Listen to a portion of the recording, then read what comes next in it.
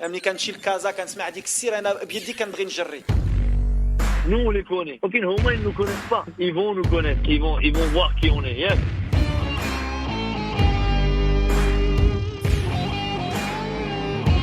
Vous écoutez Radio Ma'arif, le podcast marocain. قدم واحد المقابله رغم المقابله كثرت المقابلات الحمد لله قدمنا واحد المقابله. Fréquence Foot.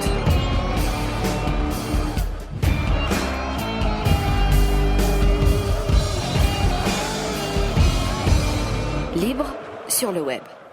Bonsoir les amis, bienvenue sur Fréquence Foot. Mbrouk Aïdkom, on va pas oublier que c'était quand même une journée de fête. Ah oui. Ouais, ça l'ambiance, les rues de Casablanca sont un peu tristes. Entre là où j'ai vu le match et ce studio, les mines étaient défaites. J'accueille ces héros du commentaire, ces acharnés de l'analyse pour essayer d'y voir plus clair dans les ténèbres dans lesquelles ce but de dernière minute nous a plongé.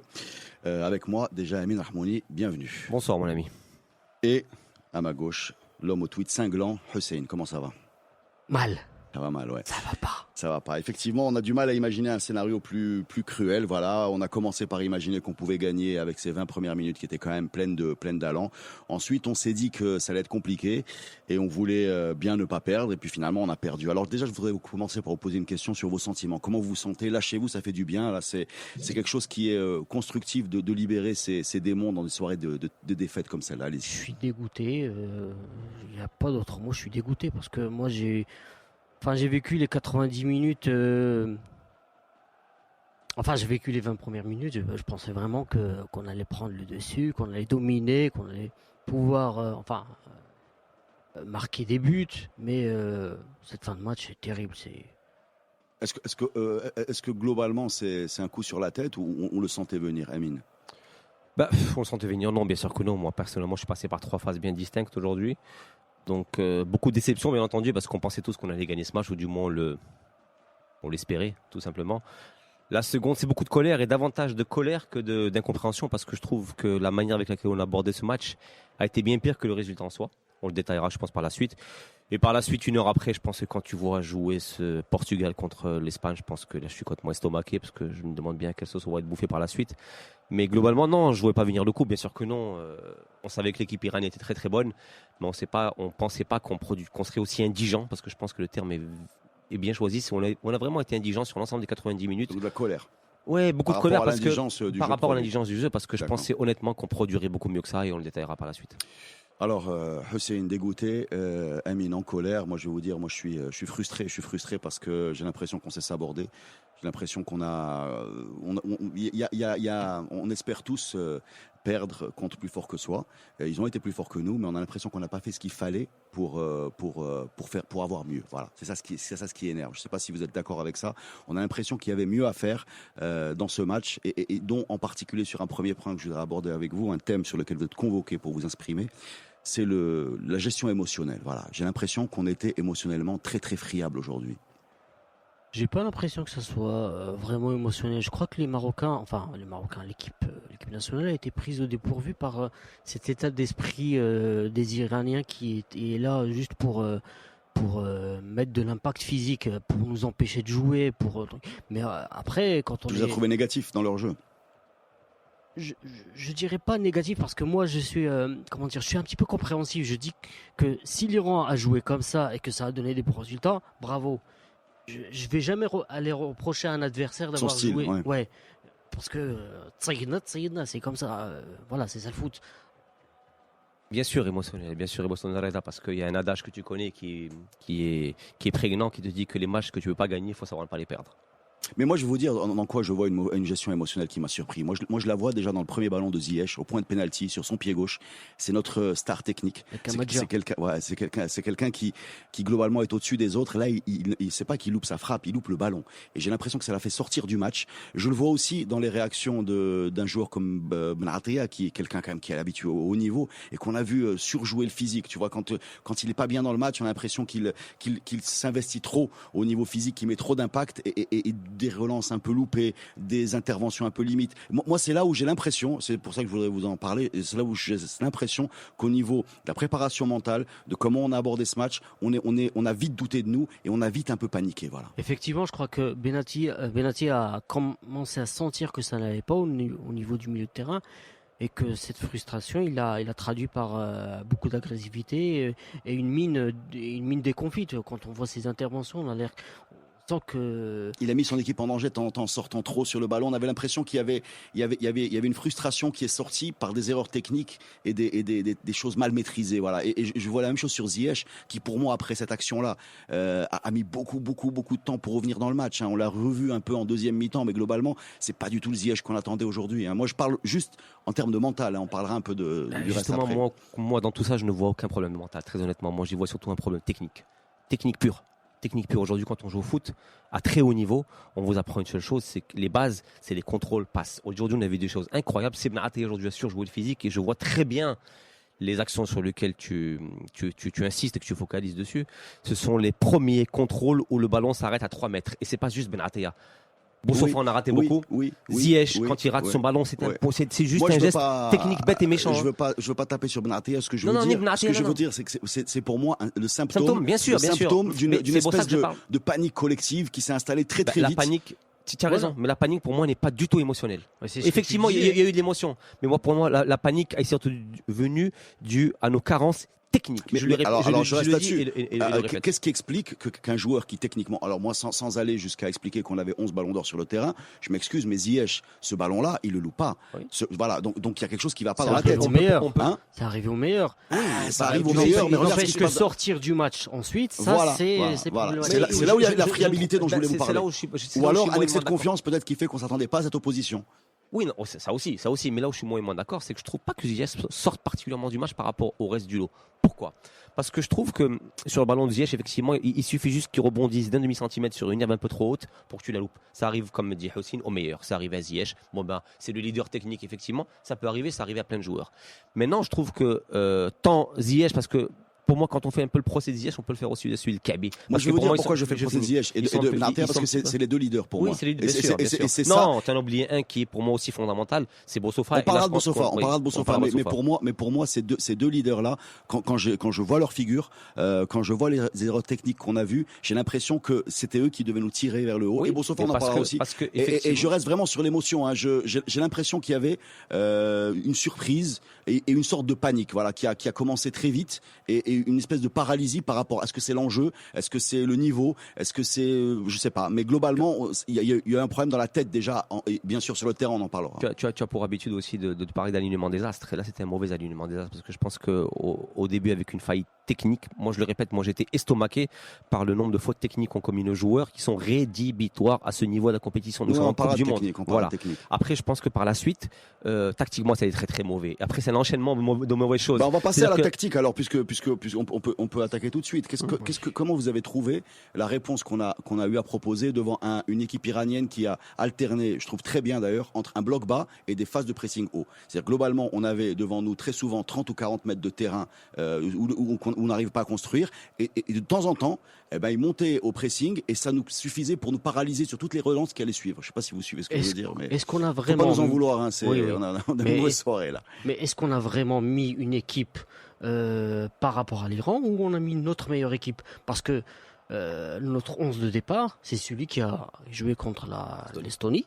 Donc tu t'étais déjà clair, c'est pas par rapport à l'Iran ou sa façon de jouer. Non. Après, il y a eu des échecs, il y a d'énormes échecs collectifs. Non, mais il y a eu beaucoup d'échecs individuels. Honnêtement, moi je ne trouve pas, parce que paradoxalement, c'est bien que j'en parle, parce qu'aujourd'hui on est dans le tactique, mais paradoxalement, je trouve que nos faillites attendues ne l'ont pas été. Je m'explique. Aujourd'hui, la semaine dernière, quand on faisait ce premier podcast, on avait des doutes sur Mounir, qui sort une double parade décisive et qui fait un match nickel. Et notre deuxième grosse angoisse, c'était sur les ailes, et notamment Amrabat, qui pour moi fait un match parfait jusqu'à sa blessure. Un match parfait, aucune attaque de son côté. Parce que nous, on avait parlé de ce choix de mettre Hakimi à gauche. Ça marche pas. Et ça n'a pas marché. Parce que après, on n'est pas avec eux. Si aujourd'hui l'entraîneur qui passe 15 jours avec ses équipes, il estime que Hakimi à gauche sera bien meilleur que Mendy, qui ne doit peut-être pas prouver à l'entraînement, Moi, j'ai l'impression. Aujourd'hui, avant d'arriver sur les cas individuels. Moi, on a eu un débat sur Twitter, toi et moi, sur le positionnement de Bossofa. Moi, je suis désolé. Bossofa, je l'ai trouvé nettement meilleur après la CAN quand il s'est mis à la relance. Mais c'est-à-dire que pour moi, on est en 4-2-3-1 avec Ahmedi et Bossofa quasiment sur la même ligne. Aujourd'hui, toi, tu me dis Bossofa était haut. Moi, je te dis. Moi, je dis qu'il était bas. Tu dis qu'il était trop haut. Moi, je dis qu'il était. En fait, j'ai réfléchi après à tout ce qu'on s'est dit. Et en fait, il était nulle part, Bossofa. Ouais. Il était là le problème. Tu sais pourquoi il était nulle part. C'est très bien que tu en parles. Bossofa n'était nulle part. Bossofa n'était nulle part parce que pour la première fois. Et on s'est retrouvé avec énormément de ballons longs, que ce soit de Seyss à droite sur Amrabat ou alors de Benatia vers la gauche sur ces longs ballons. Et je m'excuse, on avait l'impression que c'était un cadeau pour les défenseurs iraniens qui voyaient arriver face au jeu et qui renvoyaient ça tranquillement. Il y a eu très très peu de construction. Il y a eu 2 phases de combinaison, balle au sol, quand à un moment sur la gauche, Hakimi s'est retrouvé à dédoubler avec Ziyech, avec Khalid. Mais ça a été très très laborieux la construction. Ça a été, à part les 20 premières minutes où il y avait de l'impact, ça a été laborieux. Ça a été très laborieux. Même pendant les premières... En fait, non, ce sont les 20 premières minutes où on n'a quasiment pas eu de construction parce qu'on a abusé de ballon. Oui, ils ont très bien marché sur Amrabat. Par la suite, et c'est là où je te rejoins sur la conclusion de nos débats sur Twitter, effectivement, Bossofa, t'as raison, finalement, il était nulle part. Parce que Bossofa, on s'est marché dessus au milieu. Pourquoi ? Parce qu'en incorporant Harit, on avait bien vu les prémices contre l'Estonie. En incorporant Harit, je trouve qu'on a joué à contre-courant. Par rapport à notre manière de jouer. Effectivement, Bossofa d'habitude joue un cran plus haut parce que d'ailleurs on a parlé du remplacement de Belhanda plus bas et Bossofa un peu plus haut post-Can. Maintenant on a eu un Bossofa beaucoup plus bas qu'on a sauté par la suite. Pourquoi ? Parce qu'on a donné les clés du jeu à droite à Belhanda, à gauche à Harit. Et les deux n'ont pas répondu aux attentes, surtout Harit. Harit, ça a été que des déplacements latéraux avec à la fin de grandes pertes de balles. Belhanda, et c'est là où je parle de déficit technique, sur ses premiers ballons il en perd 3. Je les ai comptés. Et sur les 3, 2 contre-attaques qui ont failli nous coûter des buts. Et c'est mais là, on va arriver à l'individuel parce qu'effectivement, il y a eu des faillites individuelles au niveau technique. Il y en a eu beaucoup des pertes de balles bizarres. Parce que tactiquement, c'était pas bon. Tactiquement, le placement tactique n'était pas bon. On a joué à contresens. Une équipe où tu as une relance longue systématique quasiment. C'est une équipe qui doute de son milieu de terrain. Voilà, c'est une équipe où, si tu te rappelles, ce qu'on reprochait à Bossofa avant l'arrivée de Renard, c'était que globalement, on le voyait pas. On le voyait pas parce qu'on avait l'impression qu'il fallait le chercher dans un milieu de terrain qui était touffu et que globalement, il n'arrivait pas à faire la différence ou alors il explosait physiquement. Et là, on s'est retrouvé dans cette configuration avec un ballon qui ne remonte que par long ballon. Et quand tu avais un monstre physique comme Amrabat qui est capable de faire des différences sur son côté droit, et ben à ce moment-là, c'est un peu le cache-misère de cette animation qui est un peu branlante. Mais dès que ça s'est fermé de son côté, on n'a plus rien vu. On a vu Khalid qui a voulu faire la différence tout seul systématiquement. Le problème de Khalid, c'est d'avoir voulu jouer faire le Ribéry, quoi. Donc, mais ça. C'est une bonne. Voilà. D'ailleurs, il joue mais faire Ribéry. Qu'est-ce que tu veux dire par faire le Ribéry ? C'est-à-dire sauveur du pays, pénétrer, dribbler. Il pénétrait même pas, il driblait latéralement. Mais à sa décharge. Le Ribéry, comme tu dis, ou le gros milieu gauche serait beaucoup aidé par un arrière gauche qui monte dans son dos. Voilà, qui dédouble. C'est le Jordi Alba du machin qui font très bien avec Iniesta. Enfin, on connaît tous ces. Et la Bidal à l'époque. Voilà, on connaît ses actions par cœur. Hakimi, on peut parler jusqu'à après-demain. C'est peut-être un très bon arrière droit, mais à gauche, il propose très peu de choses. Voilà. Mais tout ça, ce qui est agaçant, d'où la frustration, c'est que ça, on a l'impression que tout ce qu'on est en train de dire, globalement, on le savait un peu. Voilà. Mais on pensait que ça serait suffisant. Ça l'a pas été, parce qu'à mon avis, il y a un élément qu'on n'a peut-être pas assez mesuré, parce que en face, on avait un os. Et cet os-là, y compris au niveau psychologique, parce qu'ils ont commencé à casser le rythme très tôt dans le match. Ils ont commencé à mettre de l'impact physique très tôt dans le match. Ils ont commencé à perdre du temps, mais quasiment dans les premières minutes du match. Et c'est encore une fois, je suis comme toi. Moi, je respecte toutes les façons de jouer, mais on n'avait pas d'éléments techniques pour poser le ballon et aller plus vite que ça. Énormément de déchets aujourd'hui. Mais quand tu dis d'éléments techniques, c'est les erreurs techniques dont on parlait, qui sont aujourd'hui accentuées aussi par une faillite pour moi tactique de l'entraîneur, parce que je suis désolé. Parce qu'on revient aux 23 minutes, on mène littéralement. Les débordements, les longs ballons de Seyss vers les changements d'aile, qu'on appelle communément dans le foot, changements d'aile de Seyss vers Amrabat, super contrôle, débordement, et quand ils s'entraient, ils étaient combien dans la surface ? Donc aujourd'hui, quand tu as un Harit qui ne plonge pas, quand tu as un Belhanda qui ne plonge pas, à quoi ça sert de jouer comme ça ? Le Kaby s'est retrouvé seul sur 4 ou 5 centres, qui étaient d'ailleurs mal donnés. Alors, mais 4 ou 5 centres, je finis. Ouais. Et au-delà de ça, par la suite, je suis désolé, aujourd'hui, un Hakimi, on le sait très très bien, un Hakimi n'est pas un joueur qui a vocation à plonger parce qu'il n'a pas de pied gauche. Hakimi, 9,3 fois sur 10, redédouble sur son pied droit pour pouvoir centrer. Donc aujourd'hui, on peut dire que tactiquement, et c'est là où j'en veux un petit peu à Renard, tactiquement, nous avons été à la rue. Et d'ailleurs, là où je te rejoins aussi, c'est quand tu parles de la manière de jouer. Oui, je finis juste cette phrase. La manière de jouer de l'Iran. Tu l'as très bien cerné parce qu'aujourd'hui, moi j'ai lu la déclaration que je vais vous lire en 2 phrases de Carlos Queiroz. Il a très bien situé la chose. Il te dit: notre stratégie, en début de phrase, consistait à provoquer un effondrement mental dans le camp marocain en suscitant la frustration, en bloquant et en cassant les jeux de leurs pièces maîtresses. C'est exactement ce qu'ils ont fait. Et c'est là où j'en veux à Renard, c'est qu'à aucun moment il n'a pensé ou du moins su trouver la solution. Le premier remplacement qu'il fait, il le fait à la 70e minute parce qu'il était obligé sur la blessure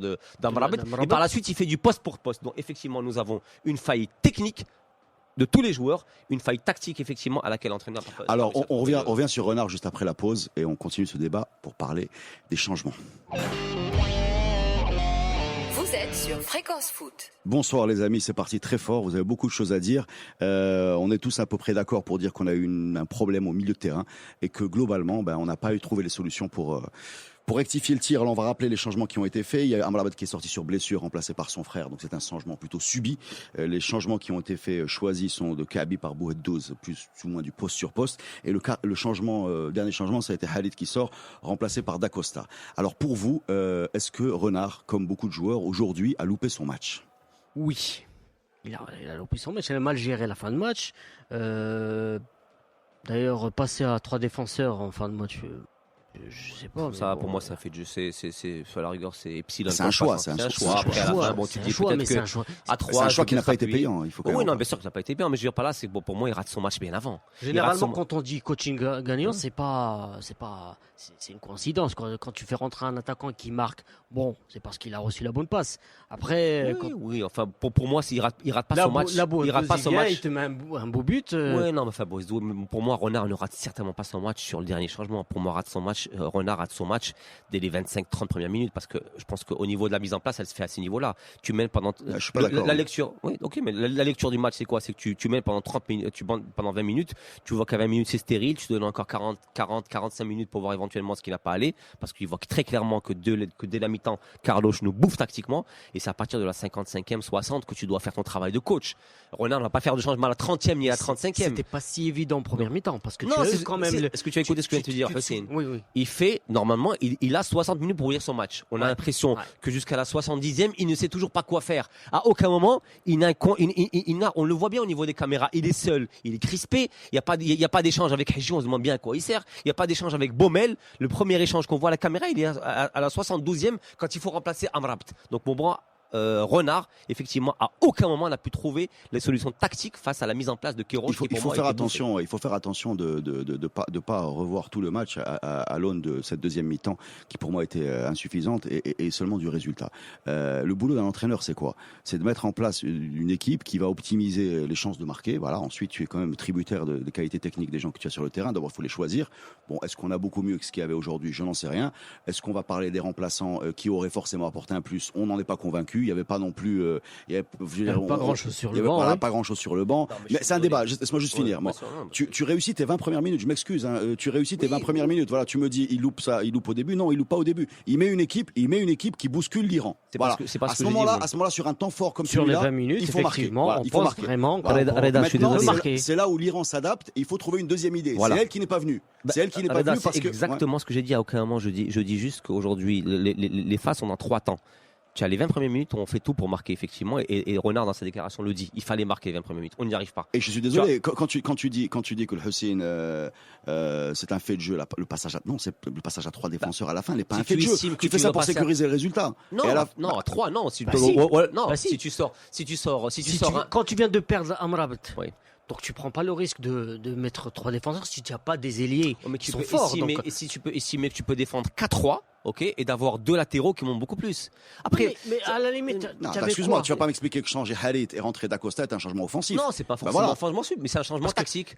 Mais pour moi, ça permet de libérer les ailiers. C'est un changement qui est fait pour garder le 0-0. Amine, tu fais ça pour libérer les ailiers. Alors que tes ailiers sont mauvais. Moi, je pense que tu viens de perdre Amrabat, tu as Hakimi qui est mauvais. Donc, je peux te dire pourquoi je suis pas d'accord. Je me trompe peut-être. On ne prend pas un but sur attaque placée de l'Iran. On prend un but sur un coup de pied arrêté où un attaquant jauge mal une situation et la met au fond. Si aujourd'hui on prenait un but sur une construction placée de l'Iran, là tu dis effectivement tactiquement ça a été une faillite sur le dernier changement. Mais on aurait pu aller au 0-0. Hein. On aurait pu aller au 0-0. Après il y a un centre sur un coup de pied arrêté. Donc on va dire que c'est pas le dernier changement effectivement qui nous tue le match. Moi ce qui me tue le match, c'est de n'avoir pas pris les décisions adéquates dès la 60e. Il te coûte peut-être le match. Il te coûte peut-être le match dans le sens où ce dernier changement, s'il avait eu peut-être, j'ouvre des portes. Hein, moi j'ai pas la science infuse, c'est facile de faire le match après. Mais il te prive d'un autre changement que tu aurais pu faire différemment, c'est en travaillant sur le milieu de terrain. Parce qu'au milieu de terrain il y avait un problème et tu fais aucun changement sur le milieu de terrain. Kaby Bouaddou, c'est du poste pour poste. Ce que je te dis, moi, pour moi, le match, on le perd à la 60e minute. Kaby Bouaddou, c'est du poste pour poste. Quand sort Halit et rentre d'Acosta, c'est un changement pragmatique. Voilà, aucune réorganisation. Voilà, c'est un changement pragmatique qui change complètement la structure de l'équipe et qui, en fait, arrive malheureusement, parce que c'est la cruauté du foot, sera jugé à l'aune du résultat qui est l'inverse de celui que tu as espéré. Mais tu es d'accord avec moi que c'est pas ce changement qui avait le but. Le but est venu tout bêtement d'une faute bête. D'ailleurs, je ne sais même pas s'il le fait exprès, le jeune Soufiane Amrabat. Soufiane, c'est ça. Et par la suite, effectivement, 12 à qui on peut quasiment rien reprocher. Il fait un geste défensif alors qu'il attaque. Imagine que l'action que sort Mohamedi, imagine tu l'encaisses. On peut pas non plus oublier que les Iraniens étaient. Moi, je les ai trouvés très cohérents en fait. J'ai trouvé très cohérents. Occasion, là.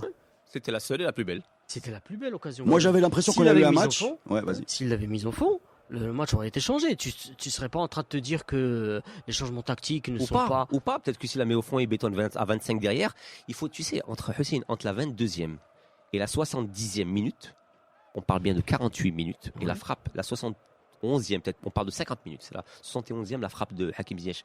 Nous n'avons aucune occasion de but et nous ne cadrons aucune frappe. Donc c'est-à-dire que je pense que même si cette équipe d'Iran avait mis son but, je suis même pas sûr qu'avec les armes que nous avions, nous aurions pu faire autre chose. C'est pour ça que moi j'en veux à Renard. Dès la 40e ou 50e minute, à aucun moment, il n'a semblé avoir les armes pour inverser la tendance. C'est-à-dire que c'est une équipe qui a dégagé une grande impression d'impuissance. Voilà ce qu'on a senti. C'est-à-dire que, tu sais, parfois, tu as ces matchs-là, on le dit souvent, entre une équipe qui veut pas jouer et une équipe qui n'arrive pas à jouer. On les a souvent, c'est-à-dire une équipe qui bétonne et qui se met à jouer quand elle prend un but. C'est-à-dire que même si on avait marqué, il n'est pas dit qu'on n'aurait pas eu un autre scénario. Maintenant, la question que je veux poser, c'est comment est-ce que tu ne travailles pas sur ce milieu de terrain? Est-ce qu'on n'avait pas de solution? Est-ce qu'il n'y avait pas autre chose à faire? Je ne sais pas, comment on a pu regarder ce match qui s'est déroulé à 2 à l'heure pendant quasiment les 40 minutes que tu as décrites sans intervenir? Vas-y, Hussein. Moi, la question que je me pose, c'est comment avoir. Répondre aux questions. Non. C'est la question. Là, on n'a pas de réponse, on a beaucoup de questions.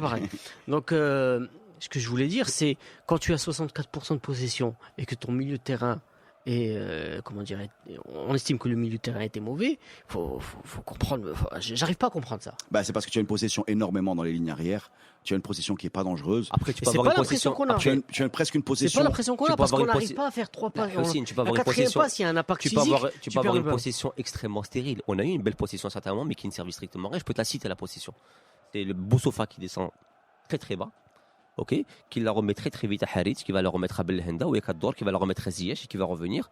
Combien de ballons? Moi j'ai cherché, j'ai pas réussi à trouver le nombre de ballons touchés par Kaby. Pour moi, la possession aujourd'hui, Hussein, je finis. Tout à l'heure, je voyais jouer l'Espagne contre le Portugal. Quand ils mettent le but, quand ils mettent le 3e, et même un petit peu avant, ils ont une grosse possession de ballon. Tu sais combien touche le ballon? Combien de fois Diego Costa touche le ballon? Énormément de fois. C'est une possession où tout le monde participe. Combien de fois Kaby, par rapport à ce 64%, a touché le ballon? Très peu. C'est-à-dire qu'on arrivait. On peut pas venir dire au micro il faut le Kaby, et le lendemain dire le Kaby il n'a pas touché le ballon. C'est pas de sa faute. Attends, à aucun moment je ne pas le Kaby. Le Kaby s'il n'est pas servi dans des bonnes conditions, il peut rien. C'était le cas. Non, mais il n'y avait pas de combinaison. Nous pourquoi l'idée de Kaby était séduisante? Parce que on s'était dit avec Halit, Kaby et Ziyech, on va pouvoir combiner, trouver des triangles, jouer dos au but, remiser, se retourner. Et là, je pose la question que je vous avais posée dans le dernier podcast. C'est important ça. Est-ce qu'on s'est pas vu trop beau parce qu'on a joué des matchs amicaux très très faibles, définitivement. D'ailleurs, je vais reprendre une énième déclaration de Kéroche, mais tu as soulevé un point qui est très important. Pourquoi le Kaby aujourd'hui, tu attends dans des triangles et pourquoi est-ce qu'il touche pas une canette? C'est à ça qu'on s'attendait. Le match de Kaby face à l'Estonie face à l'Iran. Tu ne trouves pas qu'il y avait un monde par rapport à son positionnement? Surtout un monde pas au niveau de l'adversaire, mais mais face à l'Estonie, on peut quand même postuler que le Kaby descendait 20 mètres plus bas. Combien de fois il a décroché face à l'Estonie, face à cette équipe d'Iran? Combien de ballons il touche? Alors, est-ce que vous avez envie d'illustrer un type qui a assumé ses responsabilités, qui a fait un bon match? Est-ce que vous avez quelqu'un qui vous vient en tête? Je vois Ahmadi. Gardien de but. Non, Ahmadi. Ahmadi aussi, oui. Gardien de but contre Gardien de but. effectivement. Amrabat. Amrabat, il fait quand même tant qu'il est sur le terrain. Amrabat, il fait toujours le même match. Hein. Oui. Amrabat, on avait il fait douté toujours le même Comment ça, match. c'est vrai? On avait douté de Mounir et d'Ahmadi. D'être aligné en arrière droit, de ne pas il a été pouvoir ailier droit animer le. Il a été nickel. Voilà. Il a été plus nickel. ailier droit qu'arrière droit. Et on était très peu en position de défense. On a eu 2 contres en D'ailleurs, première c'est mi-temps le temps, et un coup de pied arrêté quand il est sorti après son choc. Et il est sorti d'ailleurs. Enfin, il a fait un match qui lui ressemble. C'est un joueur généreux, c'est un joueur physique, c'est un joueur en même temps qui finit moins bien ses actions qu'il les commence, parce qu'il les commence toutes très bien à cause de son explosivité. Et derrière, pour centrer, c'est un peu plus compliqué parce qu'il n'y a pas de solution déjà, et parce qu'en même temps, techniquement, il touche un peu ses limites. Et ce bonhomme-là, pour moi, fait à peu près toujours le même match. Tu vas l'avoir dans l'impact, tu vas l'avoir dans la proposition, tu vas l'avoir dans le démarquage, mais ça peut pas être la seule solution, ça peut pas être le seul démarquage. On s'est retrouvé à chercher des joueurs aujourd'hui. Parce qu'il n'y a pas grand monde qui attaque de son côté. Tu n'as pas pu le juger, tu n'as pas pu le jauger sur son côté défensif aujourd'hui. On l'a jaugé que son côté offensif. C'est une Maintenant, configuration tout à l'heure, tu as soulevé un point bien plus important, je pense, que le match d'Amrabat, et tu l'as pas fini. C'est celui, effectivement, de se voir trop beau, dû au fait qu'on a choisi des matchs amicaux relativement faciles. Et là, j'en reviens, parce que pour moi, c'est très important, une déclaration de Kéroche, qui pour moi a eu tout juste. Il te dit, c'est Kéroche, après match. C'est la première fois qu'une équipe a joué yeux dans les yeux face aux Marocains depuis des mois, et nous avons attendu patiemment. Et je pense que aujourd'hui, s'il y a un procès à faire à Renard, il va être fait la qualité des sur matchs ce amicaux. trend-là. Effectivement, sur la qualité. On Qu'est-ce n'avait pas que de tu veux réponse. dire? Tu peux être Quand plus penses- précis sur cette histoire de procès Renard et Le de procès, qualité. par la suite, il faudra bien juger Renard aujourd'hui sur cette. Oui, mais sur quel point là? Le point, c'est d'avoir Sur choisi les des choix. matchs amicaux face à Parce que des je pense pas que c'est lui qui a adversaires faibles. choisi. C'est lui qui choisit Je les pense pas matchs que c'est lui qui a amicaux. choisi. Pour moi, aujourd'hui, c'est lui le directeur Non, technique. non, de... non, Enfin, non, c'est lui. non, Non, pardon, non, c'est non. lui entraîneur. C'est lui Non, entraîneur. non. Non, C'est ce qu'il dit. Lui, il peut dire non, mais pas Oui, mais proposer pour- des équipes, pour moi, c'est pas lui- organiser. il- Je crois que si on lui avait Il est- proposé la France, l'Angleterre et Il le aurait jamais Brésil, dit ça non. m'attendrait qu'il ait dit non. Je suis pas certain qu'il aurait dit oui. Ah, je pense Après, pas je qu'il ne sais aurait pas. dit non non plus. Maintenant, je sais pas qui choisit effectivement Par les matchs contre, amicaux. il s'en mais- est jamais plaint. Bien sûr qu'il s'en plaindra Oui, pas. voilà. Bien sûr qu'il s'en plaindra pas. Attends, Il aurait pu s'en il y a plaindre. deux On s'est choses. tellement vanté Houssine d'avoir fait 17 ou 18 matchs sans perdre. C'est plus facile quand Non, tu c'est joues pas l'Estonie, tellement- l'Ukraine, la c'est Serbie. pas- Il y a deux choses. Il y a subir une décision, la défendre par solidarité vis-à-vis de tes employeurs. Il faut Ouais, se bien sûr, méfier de ça ouais, aussi. évidemment. Je veux dire, si Renard arrive et pousse et grogne dans un micro quelconque en disant ouais, moi j'aurais voulu avoir des gens un peu plus sérieux, mais derrière on n'a pas été capable de les bouquer parce qu'on s'y est pris trop tard, ou parce que les gens voulaient pas, ou parce qu'on n'a pas de crédibilité, ou parce que j'en sais rien, Ça, pour il une pourrait le raison. faire après. Voilà, on verra après. Mais globalement, il y a ce point-là. C'est pour moi peut-être pas celui sur lequel il faudrait attaquer le sélectionneur français. Je veux dire, c'est quand même pas, à mon avis, lui qui a choisi les. Je vois pas par quel cheminement intellectuel tu arrives à l'Estonie. Je veux dire, à part qu'ils sont disponibles. C'est comme quand sur les conférences de presse, on lui a ouais. posé plein de fois la question, il a éludé et personne n'a Parce jusqu'à qu'à mon présent avis- n'a réussi à Il avoir a une pas dit explication quoi. logique. Hein. Il disait quoi? Bah rien, il dit qu'il a joué les équipes disponibles et que pour la confiance. Ouais, Non, le non, discours mais classique, ça, quoi. c'est un mauvais procès. Les Pour discours- moi, les le discours choix ne vient pas de là-bas. On va faire une deuxième pause avant d'aborder la dernière partie de ce podcast. Vous écoutez Radio Ma'arif. Bienvenue à vous, les amis. C'est presque fini. On a extériorisé nos démons. Ça va mieux en parlant et puis ça va mieux en partageant. Je pense qu'on est dans le même état des deux côtés du micro. Vous, dans vos oreillettes et nous, dans vos écouteurs et nous de ce côté du micro. Alors la question, elle est brutale, elle est simple, elle est claire. Est-ce que c'est fini? Oui, franchement. Est-ce que vous avez Vu jouer le match d'aujourd'hui, vu le deuxième match, Je vous ai pas fait Espagne-Portugal, le- ça fait peur. Mais les deux font, oui, bien sûr, Oulala. ça fait peur. Oui, non, mais honnêtement, après, tout à l'heure, tu as commencé ton émission Reda en parlant de mental. Maintenant, c'est fini, bien sûr que c'est fini quand tu es un petit peu cohérent au vu de nos adversaires à venir. Maintenant, je pense que si tu abordes les prochains matchs avec le même mental et les mêmes dispositions techniques, plus tard tactiques que ce match-là, je pense que au-delà d'être fini, moi je pense qu'on court au devant de grandes humiliations. Honnêtement, j'étais fatigué véritablement de suivre ce match portugais. Ils m'ont épuisé. C'est comme si j'avais couru avec eux. C'était un gros match. C'était un gros match. Tu sais les matchs qu'on voit parfois les matchs de première ligue où les mecs courent à s'en péter les rotules pendant 90 minutes et que t'as mal pour eux. Bah, pareil, mais moi, c'était un sortir de ce grand match-là, spectacle. C'était un grand c'était spectacle. impressionnant. Donc par rapport à ce qu'on a vu le match d'avant, moi j'ai suivi sur une chaîne française et les gars étaient débités même pour l'équipe marocaine. Ils te disent par rapport à ce qu'on a vu ce match-là, je crains pour l'équipe du Maroc. Effectivement, je crains aussi. Bon, pour Hossein, l'équipe c'est du Maroc. fini. Logiquement, oui. Toi Mais... un peu mon chauveau. Logiquement, oui, mais. Mais quoi, tu je espères sais un pas, miracle? je sais pas. Oui, bien sûr. Ouais, c'est bon. Vous voulez savoir ce que j'en pense, moi Non. Ok. Merci beaucoup. Bah, écoutez, non, vas-y. Ah, mais voilà, vous connaissez. Non, moi je dirais jamais que c'est fini. Moi c'est simple. Moi, tant qu'il y a de la vie, il y a de l'espoir. Je suis désolé. Enfin, c'est plus fort que moi. C'est un rapport un peu spécial que j'ai avec cette équipe. Je suis à moitié analyste et à moitié supporter. Je te dis pas si on va moins aimer notre équipe. On te demande si c'est fini. Je dis ce que je mort, pense. Je dis non, c'est pas fini. C'est mort. Voilà, c'est horrible, c'est difficile parce que c'est le scénario qu'on redoutait, c'est-à-dire se retrouver dans la difficulté le premier soir. Moi, je souhaite une chose en fait. Je souhaite qu'on joue libéré, voilà, qu'on se fasse plaisir et qu'on joue un petit peu au foot sans être dans une logique de résultat parce que globalement on va très probablement sortir très tôt de ce mondial. Il faudrait quand même montrer un petit peu plus de panache et jouer enfin libéré par rapport à ce qu'on a vu aujourd'hui qui était un petit peu tristouille. Qu'est-ce que tu as à répondre à ça, mon ami Amine? Je suis entièrement d'accord avec toi. Mais moi, malgré toutes tes belles paroles, je suis d'accord qu'on doit supporter cette équipe-là et qu'on l'aime, déjà parce que ça fait 20 ans qu'on la voit plus en Coupe du Monde. Mais le plus concrètement du monde, je pense que c'est effectivement fini pour passer au second tour. Maintenant, on avait un match à gagner, on n'a pas su le faire. Je vois pas comment est-ce qu'on pourrait aller de l'avant par la suite, quoi. Bon, dernier mot, est-ce que vous avez quelque chose à dire sur l'arbitrage? Apparemment, il y a un débat sur les réseaux sociaux. Moi, j'ai trouvé nickel l'arbitrage, très honnêtement. C'est pas en tout cas ce qui m'a frappé à la tête au premier degré. J'ai pas trouvé très bon. Hein. Moi, je l'ai pas trouvé très bon non plus, sans qu'il ait vraiment influé sur le match du tout. Hein, mais... Je parle de ça. Non, mais pas forcément. Il n'y a pas eu d'influence sur le résultat. Non, je vais pas. Non, le résultat, non. Voilà. Mais par contre, c'est vrai qu'il aurait quand même pu dynamiser le jeu en mettant un peu d'ordre, parce qu'on avait l'impression que je sais pas, c'est les paroles d'un quelqu'un qui est frustré par le résultat, mais globalement quand tu regardes un match et que tu as l'impression qu'il y a une équipe qui casse beaucoup de jeu, que dès la première mi-temps le gardien de but s'amuse à mettre 2 minutes avant de dégager. Exactement. Voilà, on aurait pu dynamiser ça, mais encore une fois, ça n'a pas pour moi d'influence sur le résultat. Voilà, mais Reda, toi et moi connaissons très bien les vicissitudes de la Botola. Quand c'est très difficile d'arbitrer un match où il y a autant de simulations. Moi, j'ai trouvé les Iraniens, très honnêtement, maintenant après coup, et sans aucune animosité envers eux, je les ai trouvés, mais vraiment gerbants à ce niveau-là. J'ai trouvé qu'il y avait déjà c'était un match très violent au niveau des contacts. Je sais pas. Personnellement, je suis désolé. Gerbant, non. Si gerbant parce que je pense que honnêtement, c'est beaucoup. Perso, moi je trouve que c'était gerbant. T'es juste énervé. Aussi, bien sûr. Mais je peux estimer qu'ils ont été gerbants. T'es aigri. Moi, j'ai tout ça à la fois. Laissez-moi tranquille. Maintenant, par contre, j'aimerais bien. Reda a posé les questions. Je vais en poser moi une simplement et bêtement. Quels ont été vos tops et vos flops de cette équipe nationale sur ce premier match? Top et flop. Ouais, top et flop. Pour moi, le flop, c'est le collectif. Voilà, c'est le collectif. C'est-à-dire qu'on n'a jamais réussi à poser le jeu. Individuellement, je mettrais Ziyech quand même devant parce que je comptais beaucoup sur lui pour, dans une moindre mesure, Halit, que j'ai trouvé décevant, très individuel, un peu le sauveur de la nation, qui veut prendre le ballon et passer à chaque fois, refusant de simplifier son jeu. Je mettrais pas des gens comme Hakimi dans ce flop parce que pour moi, c'est à peu près ce qu'il sait faire. Je mettrais également quelqu'un comme Mehdi Benatia parce que pour moi, c'est le patron, c'est le capitaine. Si tu n'es pas serein, vu ta position un peu reculée, si tu transmets comme ça de la panique, c'est un petit peu difficile d'être serein dans les autres postes, mais globalement c'est plutôt collectif. Je mettrais quand même un petit peu Ahmadi au-dessus parce que j'ai l'impression que le bonhomme fait à peu près toujours le même match et Amrabat, voilà. Moi c'est pareil, Ahmadi au-dessus de tout le monde et côté flop, il y a le milieu de terrain, les trois.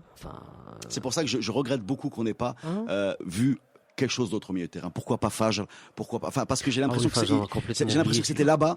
En plus, c'est sa qualité en coup de pied arrêté. On voit bien que c'est un match qui est fermé, qui va se débloquer sur un corner. D'ailleurs, c'est ce qu'ils ont fait en face. Et il a cette qualité-là. Et on s'est privé de cette carte-là, alors que globalement, ça aurait pas été mieux. Mais globalement, c'était là-bas le chantier. Et le chantier, on l'a pas touché. On a touché l'attaque, on a touché la défense, mais on n'a pas touché ce chantier-là. Et c'est ça ce qui me frustre beaucoup. Voilà. Bon, vu que ça vous intéresse pas, je vais quand même vous dire mes tops et mes flops à moi. Non, ça m'intéresse pas. Moi, je sais bien. Alors, mon top à moi, c'est Mounier. Enfin, c'est les deux supposés flops en début de Coupe du Monde. Pour moi, mes tops, c'est Mounier et Ahmadi qui a fait le match qu'on n'attendait pas forcément de lui à droite. Est-ce que quelqu'un avait dit qu'Ahmadi allait être un flop? Ahmadi, Amrabat, pardon. Pour moi, donc c'est Mounier et Amrabat. Et les flops, c'est Renard. Pour moi, on oublie de le citer, mais pour moi, Renard était un gros flop. Et dans un second temps, Harit, parce que je pense que Harit, quand même, de par ses décisions, parce que pour moi ce sont que des décisions individuelles, il en a pris 90% de mauvaises. Bon, les amis, avant de se quitter et de se donner rendez-vous, je vais vous rappeler que le podcast est disponible sur iTunes. Vous pouvez vous abonner via les applications de podcast. Vous pouvez également vous connecter à www.radiomaarif.com et vous pouvez faire tout ça. Enfin, il y a plein de façons de nous écouter. Vous n'auriez Et c'est gratuit. C'est gratuit. Vous n'aurez aucune excuse si vous nous loupez. Un dernier mot pour terminer. Est-ce qu'on peut parler juste une minute de Ronaldo, ce monstre qui claque un doublé en Coupe du Monde contre l'Espagne, Un triplé. contre Reda, tu es l'Espagne. fatigué, mon ami.